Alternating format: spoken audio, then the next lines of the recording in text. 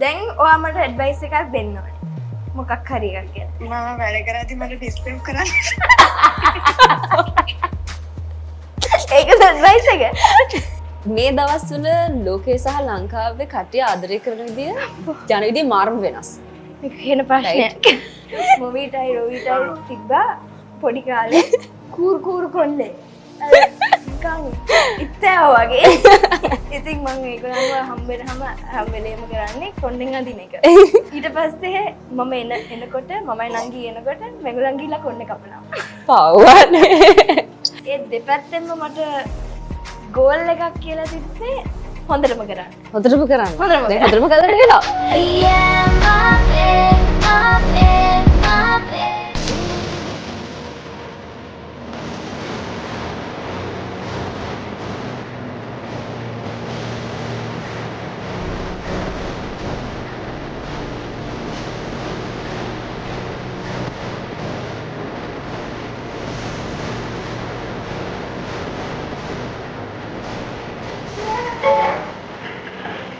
Hello everyone. ඉතින් අද අපිත් එක්ක වැලන්ටයින් දවසේ අලුත් වැඩක් අලුත් සින්දුවක් එක්ක මොනරා එක්ක අපිත් එක්ක ඉන්නවා ලංකාව ලෝකෙට ගෙනියන කෙල්ල.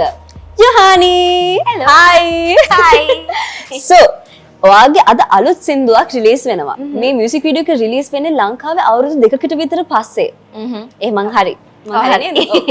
ලංකාවේ රිලිස් වෙන්නේ අවුරුදු 2කට පස්සේ. හැබැයි මේ ටික කාලය ඇතුළත දේවල් වුණාද? මොකද්ද? ඇයි මේ අවුරුදු 2ක බ්‍රේක් එකක් තිබ්බේ? බ්‍රේක් එකක් කියන්නේ බ්‍රේක් එකක් නෙමෙයි. මම ඉන්දියා වලට ගියා T series එක සයින් කරාට පස්සේ එහෙ වැඩ කටයුතු ටික කරගන්න.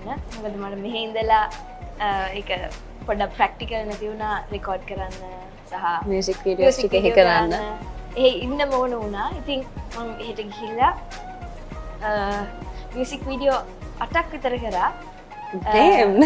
හින්දි, තමිල්, තෙලුගු භාෂාවලින් සහ වෙනත් කන්නඩා මම හිතන්නේ භාෂා 8ක් විතර මට එක්ස්ප්ලෝර් කරන්න හම්බුණා.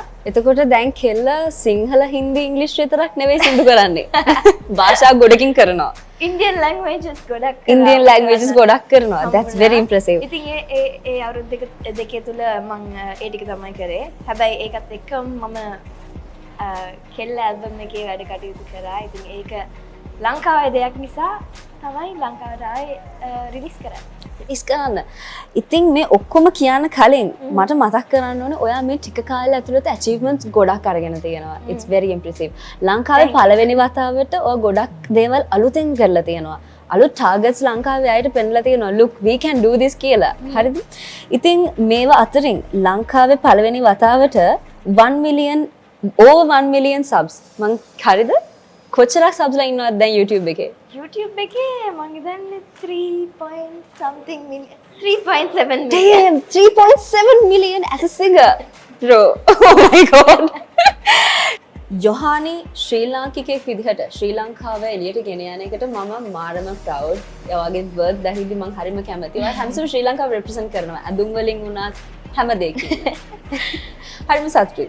ඊට පස්සේ අපේ පළවෙනි ප්‍රශ්නය අපේ ඇල්බම් එකත් සින්දුවත් එක්ක. මේ සින්දුවට ඊට කලින් ඔයා කිව්ව පොයින්ට් එකට ඇඩ් කරන්න like clothing සහ මම කැමති අපි ගමු ඇල්බම් එකට. ඇල්බම් එකේ මට කියන්න ඕන උනේ මේ පාර මේ ලංකාවෙන් ලෝකෙට කියන එක. ඒක තමයි මං ඇඳන් ඉන්න ඇඳුම් ලොවි. ඉතින් ඒගොල්ලොනුත් ගොඩක් ලංකාවේ දේවල් තමයි ලංකාවේ දේවල් වලින් ඉන්ෆ්ලුවන්ස් වෙච්ච බ්‍රෑන්ඩ් එකක්. ඒ වගේම මගේ මියුසික් වලත් මම ගොඩක් වෙලාවට ඇඩ් කරනවා ශ්‍රී ලංකන් පර්කෂන් වගේ ලංකාවට ආවේනික ශබ්ද සහ ඉන්ස්ට්‍රුමන්ට්ස්. ඉතින් ඒක තමයි ඉතින් මේ ඇල්බම් එකේ මේ අද රිලීස් වෙච්ච මියුසික් වීඩියෝ එකේ ඔයා මේ සින්දුව කොච්චරක් කල් ස්පෙන්ඩ් කළාද? නුඹ ළඟ ඒක. නුඹ ළඟ සින්දුවට. නුඹ ළඟ සින්දුව මම පළවෙනියටම ඇල්බම් එකේ වැඩ කටයුතු පටන් ගත්තේ 2019. ඒක තමයි මම කැරියර් එකක් විදියට මියුසික් පටන් ගත්ත අවුරුද්ද. ඒ අවුරුද්දේම තමයි මම මේක පටන් ගත්තේ. ඇල්බම් එකක් කරනවා කියලා මගේ ඔළුවේ තිබ්බ දවසක.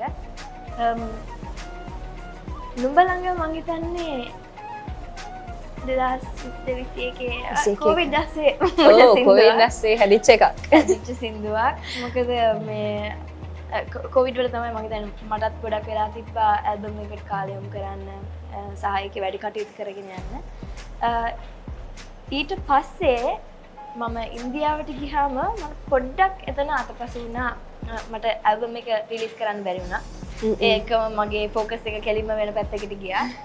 ඒක නිසා මේ සින්දුව මට ආයෙ ප්‍රොඩියුස් කරන්න වුණා අලුත් සද්ද සහ දැන් කාලෙට හරියන විදිහට. ඉතින් මං හිතන්නේ මේකත් අවුරුදු 3ක් විතර වැඩ කරලා ගොඩක් මහන්සි වෙලා අවුරුදු 3ක් විතර මහන්සි වෙලා. මේක ඇත්තටම නුඹ ළඟ කියනවනේ නුඹ ළඟ ඉස්සෙල්ලම ගීතයේ වර්ස් දෙකට තිබ්බ රැප් වර්ස් දෙකක්. ඊට පස්සේ මං මගේ යාළුවෝ 20ක් විතර දාලා ලංකාවේ 10යි ඉන්දියාවේ 10යි දාලා මම මගේ ඇල්බම් එක මෙව්වා මට ෆීඩ්බැක් දෙන්න. එක එක මගේ කැටගරිස් 5ක් විතර තිබ්බා. මෙලඩි, ලිරික්ස්, ප්‍රොඩක්ෂන් තමනක් දෙකක් තිබ්බා. ඒ 5 ඇතුළත මට ෆීඩ්බැක් දෙන්න. ඉතින් ගොඩක් අය කියලා තිබ්බා මේක මෙලඩියස් සෝංග් එකක් නිසා රැප් එක අයින් කරන්න. ඉතින් මම ඒක රැප් එක අයින් කරා. රැප් එක තිබ්බනම් කොහොම වෙනස් වෙයිද? දවසක මම පෙන්නන්න. දවසක අපි BTS විදිහට එළියට දාමු. ඒක තමයි. එතකොට මේ සින්දුවේ නුඹ ළඟ සින්දුවේ මොකද්ද මේ නමේ තේරුම? නුඹ ළඟ එතකොට නමේ තේරුමත් එක්කම මේක යනවා සිංහල බීට් එකක් විදිහට. සිංහල තාලයකට යන්නේ. සිංහල මොකක් හරි අපේ වන්න ප්‍රශස්තියක් විදිහට. ඉතින් මේ ගැන සින්දුව ගැන අපි පොඩ්ඩක් කියමු. සින්දුව ගැන කතා කරොත් මේක මෙලඩි එක හැදිලා තියෙන්නේ කම්පෝස් කරේ මම. උනාට මෙලඩි එක හැදිලා තියෙන්නේ සිංහල ප්‍රශස්තියක් ඇසුරෙන්, වරමාදී කියන ප්‍රශස්තිය ඇසුරෙන්. ඒ වගේම ලිරික්ස් කරේ ආසිරි පෙරේරා. ප්‍රොඩියුස් කරේ පසන් ලියනගේ. මගේ ඇල්බම් එකේ මම හිතන්නේ සින්දු 4-5ක් පසන් ලියනගේ තමයි කරේ. මේක ලව් ස්ටෝරි එකක්. ඒක ඉන් ඩීටේල් යන්නේ නෑ. ඒක ඔයගලන්ට දැනෙන විදිහ බලලා ඔයගලම ඩිසයිඩ් කරන්න. හැබැයි මම ගොඩක් ආස කරන ගීතයක්. මොකද මේකට මම යොදාගත්තේ ඔක්කොම උඩරට බෙර. මේකේ උඩරට බෙර තමයි මම ගොඩක් ගැට බෙරේ සහ උඩැක්කි ඒ වගේ දේවල් මම එක්ස්ප්ලෝර් කරා මේකට ප්ලේ කරා. නුඹ ළඟ විය කුළුවේ මගේ ඇඟුමන් මත් කරවල දෙනෙත් අග රැඳුනා ඒ සුන්දර හද කැල්මන් විසිරුණු මල් පෙති නොව යලියෙක් වන් රුදුරකුස් එකුමුණුවේ සිතෙමුනිදෝ මා ගැන බැඳියවන් විසිරුණු මල් පෙති නොව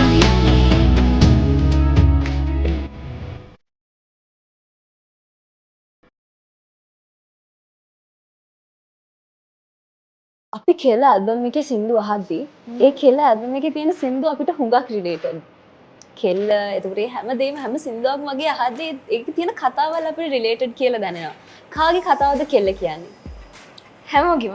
ඔයාගේ කතාවක් වෙන්න පුළුවන්, මගේ කතාවක් වෙන්න පුළුවන්, බලන කෙනෙක්ගේ කතාවක්. මොකද කෙල්ල ඇල්බම් එක කරනකොට මම ඔක්කොම සින්දු 14ම තියෙන්නේ සත්‍ය සිදුවීම් ඇසුරෙන් කරපු ගීත 14ක්. ඒක මගේ අත්දැකීම් සහ මගේ යාළුවන්ගේ අත්දැකීම් එහෙම නැත්නම් ඒ හැමෝගෙම අත්දැකීම් දාලා කරපු ඇල්බම් එකක්. කෙල්ල වර්ල්ඩ් ටුවර් එකක් යන්න අදහසක් තියෙනවා. This is something I would love. මම බලාගෙන ඉන්න දෙයක් මේක. මමත් බලාගෙන ඉන්න දෙයක්. මම හිතනවා ඉක්මනින්ම ළඟදිම වර්ල්ඩ් ටුවර් එකක් ආරම්භ කරයි කියලා. එහෙම අයිඩියා එකක් තියෙනවා. ඉතින් ඊට කලින් මම මගේ මියුසික් වීඩියෝස් ටික පබ්ලිෂ් කරන්න ඕනේ, ලොන්ච් කරන්න ඕනේ. අද පෙබරවාරි 14 වෙනිදා මගේ නුඹ ළඟ වීඩියෝ එක රිලීස් වුණා. ඒකත් එක්කම ඊළඟ මාසේ මාර්තු මාසේ කෙල්ල වීඩියෝ එක එනවා. ඉතින් ගොඩක් එක්සයිටඩ්. ඊට අමතරව මම කංකලු සහ කලු කුමාර නැකති කියලා එකක් තියෙනවා. ලෙන්ගතුකම් මේවා ඔක්කොම ප්‍රී ප්‍රොඩක්ෂන් කරලා ඉවරයි. ෂූට් කරන්න තියෙන්නේ. ඉතින් ඒ ටිකත් රිලීස් වෙන්න තියෙනවා. කොහොමද මේ dance කරන්න ඉගෙන ගත්තේ? ඔයා මාරම ලස්සන dance කරනවා. thank you. ඒ steps මට උනත් මාරම මම ඊයේත් බලලා හිටියේ oh my god these steps are so hard. කොහොමද ඉගෙන ගත්තේ dance කරන්න? dance කරන්න ඉගෙන ගත්තේ music කරන්න පටන් ගත්තට පස්සේ. ඊට කලින් මම dancing පැත්ත බලලා තිබුණවත් නැහැ. ඒ වුණාට මගේ පළවෙනිම dances like moving on එකට කරා මගේ සින්දුවකට ඉතින් ආදරේකට අචින්ත එක කරා එකක්. ඉතින් මෙම චුට්ට dancing කරා. ඊට පස්සේ මම හිතන්නේ ඉන්දියාවට ගියාට පස්සේ මට choice එකක් තිබෙන්නේ නැහැ. මොකද ඒක ඒගොල්ලන් dancing පැත්තෙන් acting පැත්තෙන් singing මේ තුනම හොඳටම කරනවා. ඒ කියන්නේ එක්කෙනෙක්ව ගත්තොත් ඉන්ඩස්ට්‍රි එකේ එක්කෙනෙක්ව ගත්තොත් මේ තුනම හොඳටම පුළුවන්. ඉතින් මම dancing පැත්ත හරියට කරේ නැත්නම් ඒක මට හම්බුණු opportunity එක මට fully ගන්න බැරි වෙනවා. ඉතින් මම ඉන්දියාවට ගියාම මම හැමදාම practices ගියා. wow dancing practices record කරලා label එකේම practice තියෙනවා. ඉතින් මම practice වලට යනවා recording ඉවරලා. ඉතින් මේක මම හිතන්නේ මාස 6ක් 8ක් ගියාම you get into that rhythm. ඉතින් මට තියෙනවා personal question එකක්. oh no. yes. ඔයාට ඔයාගේ love life එකට වෙලාව තියෙනවා. මේ වැඩත් එක්ක ඔයා dancing ඉගෙන ගන්නවා, music ඉගෙන ගන්නවා, ඒකට album කරනවා, අලුත් සින්දු කරනවා. මේවත් එක්ක වෙලාව තියෙනවා. tours කරනවා. එක එක රටවල් වල සනීප නැති වෙනවා. සනීප නැති වෙනවා. ඔව්. ඒ ඔක්කොම ASCII මට ඇත්තටම වෙලාවක් නැහැ. වෙලාවක් නැහැ. වෙලාවක් නැහැ. හැබැයි ඉතින් මම enjoy කරනවා ගොඩක් වෙලාවට මට එක එක අයව හම්බ වෙනවා. ඒ කියන්නේ එක එක රටවල් වලදී හම්බ වෙනවා. ඒගොල්ලන්ගේ cultures වෙනස්. ඉතින් මම කැමති ඒවා explore කරන්න. කියන්නේ නිකන් cultures medium like food. yes. එතකොට ඒ වගේ මට හම්බ වෙනවා යාළුවෝ cliques එක එක රටවල් වල. ඉතින් මම ආසයි ඒක love life නෙමෙයි. love life is like experiencing life. experience yes. experiencing life but not love life. not love life. මේ දවස්වල ලෝකයේ සහ ලංකාවේ කට්ටිය ආදරය කරන විදිය යන විදිය මාරම වෙනස්. කියන ප්‍රශ්නයක්. What advice do you give to the younger generation? Take your time. එකපාර මොනවත් drastic decisions ගන්න නැතුව මම කියන්නේ නෑ මෙහෙම කියමු. ඒකක් තියෙනවා. ඒ වුණාට තමාව බිල්ඩ් කරන කෙනෙක් වගේ.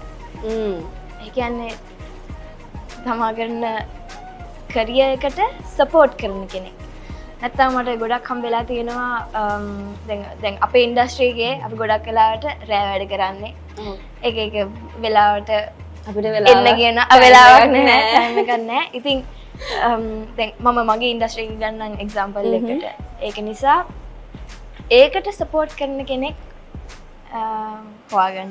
දැන් ඔයා බොලිවුඩ් මූවීස් වල පවා සින් කරන්න හම්බ වෙනවා. දැන් ග්ලෝබල් ස්ටාර් කෙනෙක්. ටොරන්ටෝ වල එතකොට ටයිම් ස්ක්වෙයර් වල ඔයාගේ කටවුට්ස් ඔයාගේ බැනර්ස් යනවා. හැමතැනම වයිරල් යනවා. ඉතින් මේවත් එක්ක අපේ ලංකාවේ නම ගෙනියන මේ කෙල්ලට අයිඩියා එකක් තිබ්බද? කවදා හරි මම මේ වගේ තැනකට එනවා. ඔයා මේ දේ මැනිෆෙස්ට් කරාද? ලයික් මේක ඔයාගේ ගෝල් එකක් විදිහට තිබ්බද? ඔයා මාස්ටර්ස් කරේ කිසිම අදාළත්වයක් නැති පැත්තකින්. ඔයා ඉගෙන ගත්තේ වෙනම පැත්තක්. හැබැයි ඔයා දැන් කරන්නේ වෙනම පැත්තක්. ඔව්. ඒ කාලේ අයිඩියා එකක් තිබ්බේ නැහැ. ඩිග්‍රී එක කරේ ඩිග්‍රී එක කරේ logistics and supply chain management. Masters කරේ professional accounting. educated girlie. ඒ දවස්වල මම වෙනම පැත්තකට ගියේ. I think ඒ දවස්වල මට ඕන වුණේ මගේ career එක corporate පැත්තෙන් ගිහිල්ලා ඒ පැත්තෙන් උඩ තැනකට ඒ පැත්තෙන් උඩට යන්න. හැබැයි මියුසික් කියන දේ ඒක පොඩ්ඩක් නිකන් ඇඩ්වෙන්චර් එකක් ඒක රිස්ක් එකක් මේ ඒ දවස්වල මම පටන් ගත්ත කාලේ. ඉතින් මම හිතන්නේ ඒ දෙපැත්තෙන්ම මට ගෝල් එකක් කියලා තිබ්බේ හොඳටම කරන්න. හොඳටම කරන්න. හොඳටම දැන් හොඳටම කරලා තියෙනවා. තවත් හොඳටම කරනවා ඉස්සරහට. ඒ කියන්නේ මොන පැත්තෙන් ගියත් කෝපරේට් සයිඩ් එකෙන් ගියත් මියුසික් පැත්තෙන් ගියත් මොන ෆීල්ඩ් එකකින් ගියත් මට ඕනේ ඒක තමන් කරන දේ හොඳටම කරන්න. ඔව් කියන්නේ සක්සස්ෆුල් වෙන්න මේ පැත්තෙන් කොහොම හරි වැඩේ ඒක අපි කරලා තියෙනවා.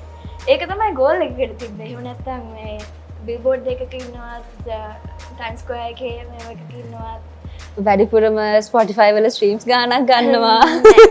එහෙම එකක් තිබෙත් නැහැ. මං තාම එහෙම ගෝල් එකක් නැහැ මං හිතන්නේ. ඒ පැත්තෙන් මට ෂුවර් නැහැ. මට දැන් තියෙන්නේ මියුසික් වලින් යන නිසා මගේ මියුසික් කම්පෝස් කරලා රිලීස් කරනවා. ඒක තමයි මගේ තියෙන ගෝල් එක. ඒ වගේම ඔයගලන්ට අහන්න තියෙන ඔයගලන්ට අහන්න නිර්මාණ කරා. ඒක තමයි මගේ ගෝල් එක. Now I have a dare for you. මට ඔයාලට dare එකක් තියෙනවා. මට ඕනේ ඔයාට හොඳම ඇඩ්වයිස් දෙන්න කෙනා. සාමාන්‍යයෙන් ඔයාගේ ජීවිතේ මොන හරි දෙයකදී ඔයා ඇඩ්වයිස් එකක් ගන්න යන කෙනාට කෝල් එකක් දැන් ගන්න. and එයාට කියන්න ඕන ඔයාට දැන් ඇඩ්වයිස් එකක් දෙන්න කියලා. එයාට කියන්න ප්‍රෝග්‍රෑම් එකට ඇවිල්ලා ඉන්නේ කියලා. ඕකේ. මම අපේ නංගිට කතා කරන්නේ. එයා තමයි මගේ පළවෙනිදම දැන් ආන්සර් කරයි දන්නේ නැහැ හැබැයි. නංගි ડોක්ටර් කෙනෙක් මං හරි නම් නංගි ડોක්ටර් කෙනෙක්. නංගි ડોක්ටර් කෙනෙක්. එයා කරෝනල් බේස් හොස්පිටල් එකේ තමයි දැන් ඉන්නේ. Hello. Yes. Are you busy? Yes. What are you doing? I'm with a patient. Patient. මට ඉක්මනට කතා කරන්න පුළුවන්? Hage. මොනවා කියන channel එකේ ඉන්න ඉන්ටර්විව් එකක. ඔන්න මෙනාෂා මතකද අපිට හම්බුණා මොවි එකේ පාටි එකේ. නංගි හිටියනේ? නංගි Lots of tiny girls. Lots of tiny girls. yes. yes. දැන් මට ප්‍රශ්නයක් තියෙනවා වාගෙන් අහන්න. She's asking me දැන් මම කාටද කතා කරන්නේ ඇඩ්වයිස් එකක් ගන්න ඕන වුණාම කියලා. ඉතින් මං කිව්වා නංගිට තමයි කතා කරන්න කියලා. දැන් ඔයා මට ඇඩ්වයිස් එකක් දෙන්න. මොකක් හරි එකක් කියලා. දැන් ඔව් දැන් මම වැඩ කරද්දි මට ඩිස්ක්‍රයිබ් කරන්න. ඒකද ඇඩ්වයිස් එක? Okay, that's like Oh my god, that is so bad. right. ඔගලන්ට ඇහුණාද අපේ නංගි දුන්න ඇඩ්වයිස් එක? ඒක තමයි වැඩ කරනකොට කරදර කරන්න එපා. Okay, thank you very much. නංගි අක්කා වෙලා ඉන්නේ. I'm kidding. දැන් මම ඒක කියලා ඉවරයි. අපි මේ රෙකෝඩ් කරනවා. But no. Yeah, it's okay. Okay, thank you very much. Thank you. No worries. Bye. මං හිතුවා වගේ කතාවක් කියයි කියලා. Okay, next day. There's another day. It's the last one. That's actually very good advice. වැඩ කරනකොට Yes. කරදර කරන්න එපා. Somehow ඔයා ඊළඟට කතා කරන්න ඕනේ. ඔයත් එක්ක හොඳම childhood memories තියෙන කෙනෙක්ට. and එයාලා කියන්න ඕනේ ඔයා කියන්න බෑ. එයාලා කියන්න ඕනේ ඔයත් එක්ක තියෙන හොඳම පොඩි කාලේ මතකය මොකක්ද කියලා. අපි මොවීට කතා කරමු. අපි දෙන්නම දන්න නිසා. අපි දෙන්නම දන්න කෙනෙක්. Okay. අරන් බලමු මොනා කියයිද මම දන්නේ. එයාට බෑග්ග්‍රවුන්ඩ් එකක් දෙන්න. අපි පොඩි කාලේ මම හිතන්නේ ඉස්සෙල්ලාම හම්බුනේ අපි ඉංග්ලන්තේ ඉඳි. මම ඉංග්ලන්ත ස්ටඩි කරද්දි මගේ A level කරද්දි. ඉතින් ඒ දවස්වල ඉඳලා මම හිතන්නේ අපේ ෆැමිලිස් ගොඩක් ක්ලෝස් වුණා. අපිත් ක්ලෝස් වුණා. අපි ට්‍රිප් යන්න පටන් ගත්තා. එතනින් තමයි වාව හම්බ වෙන්නේ.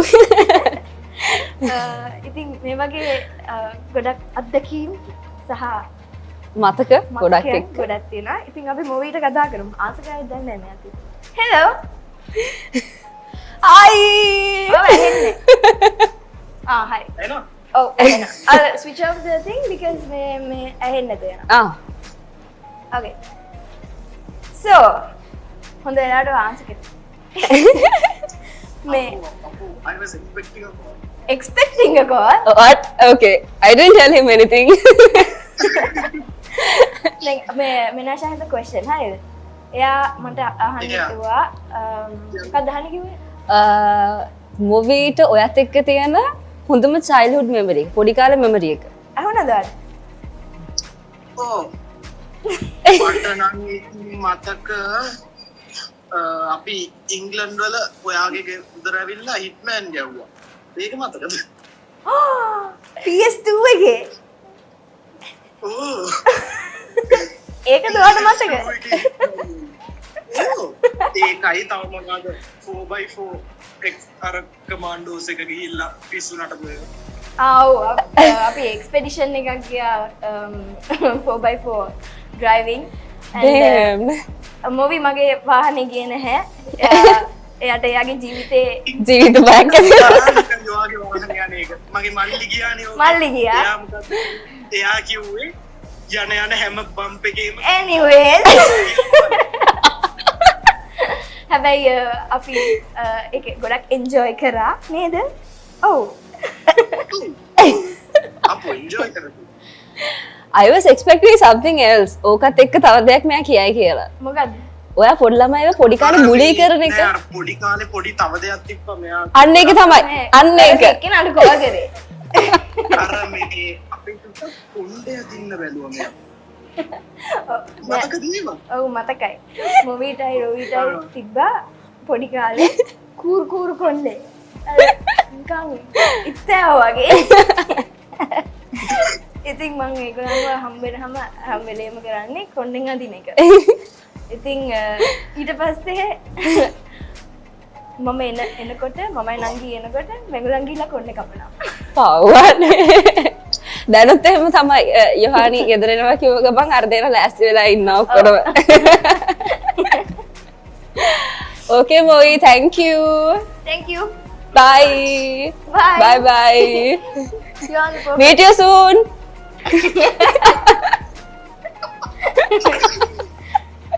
Bye. Okay. අපි දැන් program එකේ Man.